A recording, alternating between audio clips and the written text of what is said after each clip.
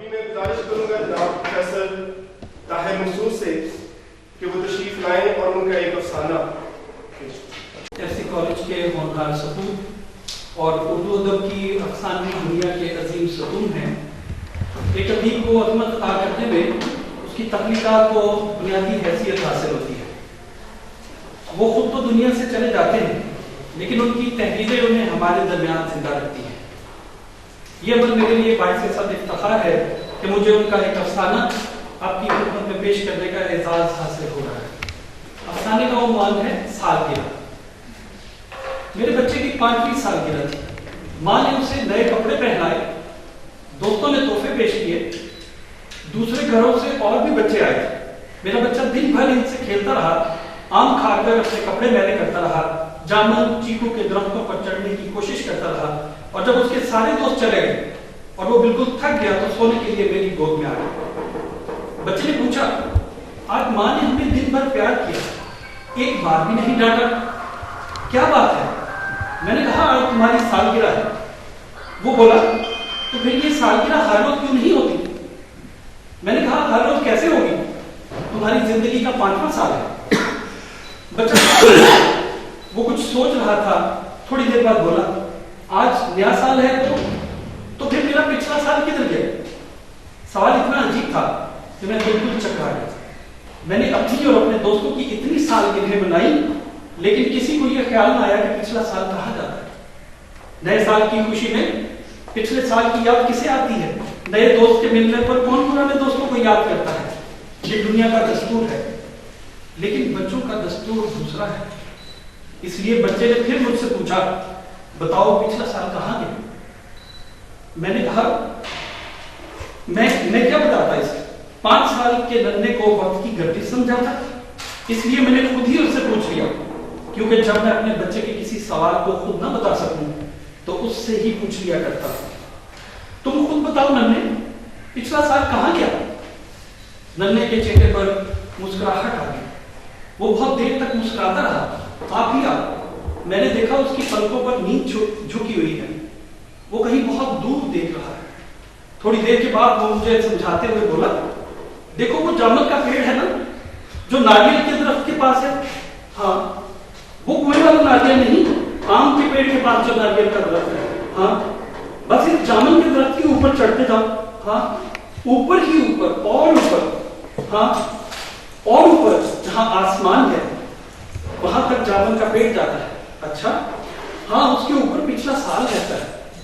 ارے واہ, یہ تو نئی بات سنائی تم نے. تم کیا جامن کے پیڑ پر چڑھے تھے؟ بچے نے بڑی اداسی سے کہا, نہیں, پیڑ بہت اونچا ہے, میں چڑھ نہیں سکا, مگر میں جانتا ہوں وہ وہیں پر ہوگا, اونچا اونچا اور اونچا, سب سے اونچی جگہ پر.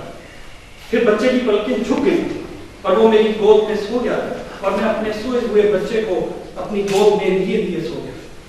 تھوڑی دیر کے بعد مجھے کسی نے کندھے سے ہلا کر جگایا. میں نے آنکھیں کھول کر دیکھا, ایک آدمی خوشنما لباس پہنے, سر پر ہیروں کا تاج رکھے میری طرف دیکھ رہا تھا. میں نے پوچھا, تم کون ہو؟ وہ بولا, یاد کرو. اتنی جلدی بھول گئے؟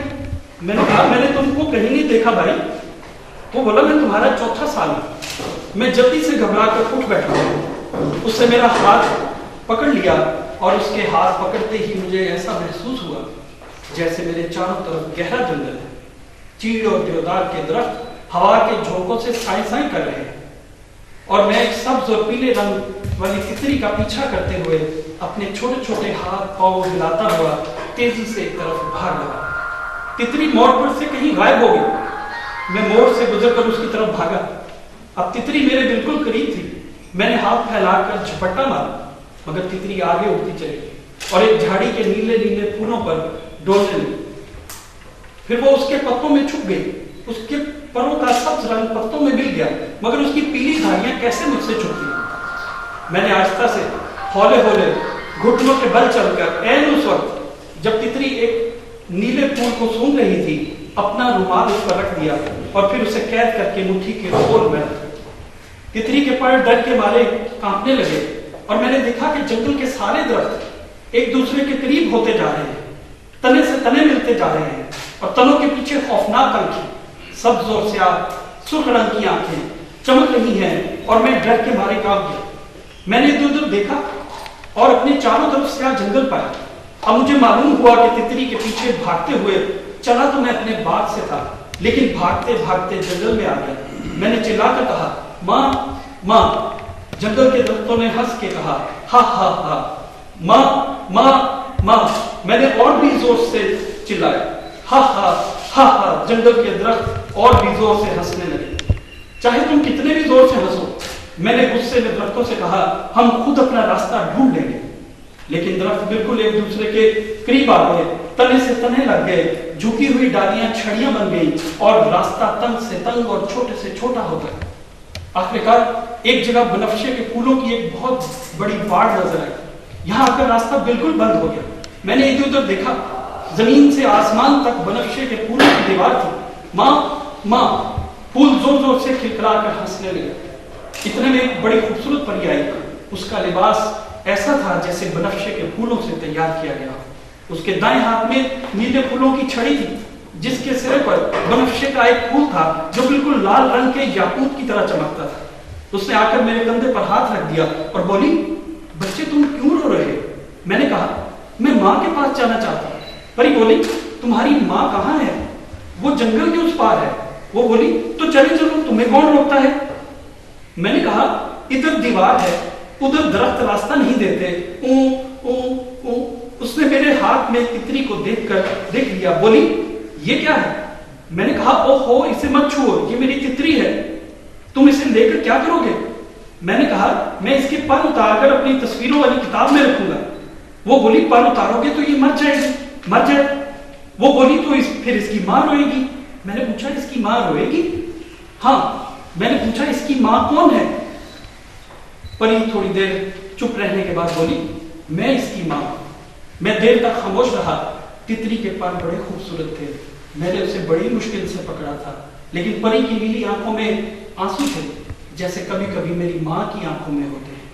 میں نے چپکے سے تتری پری کی گود میں ڈال دی اور اپنا سر جھکا دیا۔ پری مسکرانے لگی اور پھر میں نے دیکھا وہ تتری ایک چھوٹی سی پری بن گئی جس کا لباس سبز رنگ کا تھا، گال پیلے تھے۔ وہ میرا ہاتھ پکڑ کر کہنے لگی تم مجھے بڑے اچھے لگتے ہو، میں تو تم سے کھیلنا چاہتی تھی لیکن تم تو مجھے جان سے مار رہے تھے۔ میں نے کہا اب تمہیں کچھ نہیں کہوں گا، تم میرے باغ میں آ کے مجھ سے کھیلا کرنا، مجھے معلوم نہیں تھا تم پری ہو۔ پری کی ماں نے کہا بیٹا سب تتریاں پریاں ہی ہوتی ہیں جو بچوں سے کھیلنے کے لیے گاؤں اور باغوں میں جاتی ہیں۔ اچھا ہاں اب آؤ تمہیں تمہارے گھر کا راستہ بتاؤں، نہیں تو تمہاری ماں پھر پری نے پھولوں کی چھڑی سے اشارہ کیا اور تنوں سے تنے الگ ہوتے گئے، ڈالیوں کی چھڑیاں اونچی ہوتی گئیں اور آسمان نظر آیا اور پھر جنگل کا کنارہ بھی آ گیا اور میں نے دیکھا کہ میری ماں اور میرا باپ دو نوکر ساتھ لیے مجھے ڈھونڈ رہے ہیں اور ماں بار بار پلو سے اپنے آنسو پوچھتی جاتی ہے۔ میں نے چلا کر کہا ماں میں یہاں ہوں، یہ دیکھو میرے ساتھ ایک پری ہے۔ میں نے مڑ کر دیکھا تو دونوں پریاں غائب تھیں۔ ہاں دور جنگل کی طرف ایک بنفشی رنگ کی تتری کے ساتھ ایک سبز اور نیلے رنگ کی تتری بھاگی جا رہی تھی۔ یکجک خوشنما لباس اور ہیروں کا تاج پہنے آدمی نے میرا ہاتھ چھوڑ دیا اور میری نظروں سے دور جنگل میں غائب ہو گیا۔ اس آدمی کے چہرے پر جگمگ کرتی ہوئی مسکراہٹ آئی اور اس نے مجھ سے پوچھا یاد ہے؟ میں نے مسکرا کر کہا ہاں یاد ہے، تم میرا چوتھا سال ہو، مگر تم کہاں چلے گئے؟ وہ مجھ سے اور دور ہو گیا، بولا سات سمندر پار ایک جزیرہ ہے، اسے یادوں کا جزیرہ کہتے ہیں، میں وہاں رہتا ہوں۔ طوفانی لہروں پر بچے کبھی کبھی کشتی کھیتے ہوئے آ جاتے ہیں تو بڑی چہل پہل ہوتی ہے، ورنہ وہاں ہر وقت نیند چھائی رہتی ہے۔ میں نے کہا مگر میرا بچہ تو کہتا ہے کہ تم جامن کے پیڑ کے اوپر رہتے ہو۔ وہ بولا کبھی جامن کے پیڑ کے اوپر اور کبھی املی کے درخت کے نیچے، کبھی کھیت کے کنارے، کبھی کسی گلی کے نکڑ پر، جہاں جہاں بچے ہمیں بلاتے ہیں ہم پہنچ جاتے ہیں اور خوابوں کے جزیرے سے نکل کر، کیونکہ وہ بچے ہیں بڑے نہیں ہیں، بڑوں کے لیے تو پرانا سال مر جاتا ہے اور نیا سال جنم لیتا ہے، لیکن بچے ہمیں ہمیشہ زندہ رکھتے ہیں۔ تمہیں یہ سن کر بڑی حیرت ہوگی کہ آج سے 2000 برس بلکہ 5000 برس پرانا سال بھی زندہ ہے، جس طرح وہ زندگی کے پہلے روز تھا جس دن اس نے کسی بچے سے اپنا ہاتھ ملایا تھا۔ وہ تو ایک لمحے کے لیے بڈھا نہیں ہوا۔ آدمی مر جاتے ہیں لیکن سال ہمیشہ زندہ رہتے ہیں۔ وہ اتنی بات کہتے کہتے مجھ سے دور ہوتا گیا، برآمدے کی سیڑھیاں اتر کر باغ میں چلا گیا اور اپنے چاروں طرف دھیمی دھیمی مدھم مدھم جگنوں کی سی روشنی پھیلاتا گیا۔ میں نے چلا کر اس سے کہا، سنو ایک بات بتاؤ، وہ سبز اور پیلے رنگوں والی پری اب کہاں ہے؟ وہ ہنسا اور جامن کے درخت کے اوپر چڑھتا گیا، ہنستا گیا اور چڑھتا گیا، اونچا اونچا اور اونچا۔ جامن کا پیڑ آسمان سے جا لگا اور وہ آسمان کی چھت میں غائب ہو گیا۔ یکجک میری آنکھ کھل گئی، میں نے دیکھا میں اپنی آرام کرسی پر ہوں اور میرا بچہ خواب میں کسی کو دیکھ کر مسکرا رہا ہے۔ شکریہ۔